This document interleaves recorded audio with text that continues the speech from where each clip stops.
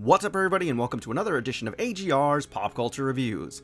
And if you're wondering why it took so long to get my review out for Resident Evil 2, it's for one simple reason. Unlike much larger review channels, I actually play the entire game, meaning all the campaigns and the modes, before I release my review. And this seems to be a very persistent problem in game journalism right now. I know everybody wants to get their review out to get as many views as possible, but journalistic integrity is important. Releasing a review to the public, a trusted public at that, when you clearly didn't finish the entire game, is abhorrent and, in a way, a betrayal to the public. And this isn't just an outlier, this isn't an isolated incident. A couple of months ago, this review channel had the same problem where they actually plagiarized a smaller YouTuber's entire review. And I take this personally because it's happened to me several times. People have the nerve to take my work and pass it off as their own. So I have to say, shame on you, IGN.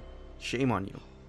But all that nonsense aside, let's get to the real reason why we're here. Just like many of you, I have been a fan of the Resident Evil series since the original PlayStation, and Resident Evil has really been the grandfather of survival horror and gave rise to several other entries in this very unique genre. Now this review has been several years in the making, so let's get to it. This is my official review of Resident Evil 2 Remake. Now this game has had a very interesting development life cycle. As you know, many of the other Resident Evil games have been remastered or graphically updated. And because they updated those previous titles, naturally fans were always thinking in the back of their head that there might be a possibility that they would remake Resident Evil 2. But of course that was merely speculation, rumor, and conjecture, and there was never really any solid information that they would ever remake Resident Evil 2. That is, of course, until 2015, when a fan had already begun development on a remake for this very beloved title. Now, when that project was cancelled, I think we finally knew that Capcom had more in store for Resident Evil 2 than we could have possibly realized, and this is the end result. Now, I do have to preface this review by interjecting what I would call inadequate terminology. To say that this game is merely a remake is really a disservice to how important it really is. This is more of a reimagining and a re-envisioning of the original game. I mean, for all intents and purposes, and for lack of a better phrase, this game has really been rebuilt from the ground up, and we get a completely new and unique experience. Graphically, this game is incredibly impressive, it is really beautiful, and in many ways, some of the most photorealistic graphics I've ever seen in a Resident Evil game. Complementing the already very impressive visuals is the fact that they cranked up the frame rate so it does run buttery smooth, and it is an amazing experience. Now, listen, before you blow up the comment section, I do have a couple things to say, and some criticisms about previous titles. Now, I loved Resident Evil 4. I love that they switched to over-the-shoulder camera, but the only criticism that I had is that it was too close to the shoulder, and the perspective was a little bit annoying and disorienting. Now, you do have the options here of changing some of the settings so that you can zoom out just a little bit, and I think it works very well here, so it's less disorienting, and you feel less claustrophobic. You can widen the angles a bit so that you can really see everything. And let's just be honest guys, with some of the previous titles, the controls have been a little bit clunky. The game controls here are so wonderful in terms of how smooth and the overall fluidity. Everything makes sense in terms of aiming, and you can even adjust the sensitivity there. Now, the changing of the settings is a wonderful welcome so that you can really customize your playstyle, which is a welcome thing for the Resident Evil series. This is an aspect of Resident Evil that I thought was always in need of a fix, and they do a really great job here. From the settings menu, you also have three options in terms of the difficulty. You have assisted, standard, and what we would normally call hardcore.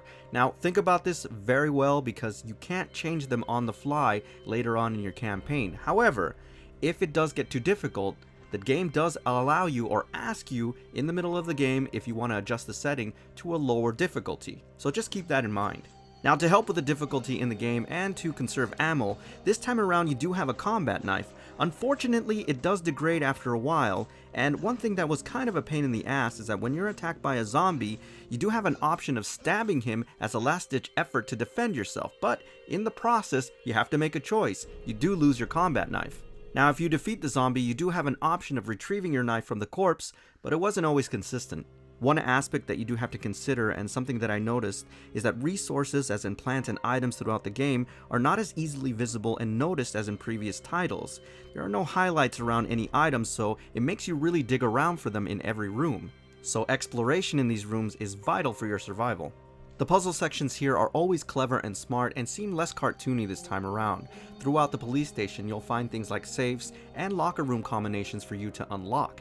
There is, of course, like any Resident Evil game, a lot of backtracking, but I never really minded it, and to be honest with you, it never got old, and it was always satisfying when I found the right key or the right jewel to open up the next section or next door. I really had my nostalgia meter going on, and it was wonderful. Now, this game is incredibly atmospheric, even though I was initially really bummed that I didn't hear some of the classic music.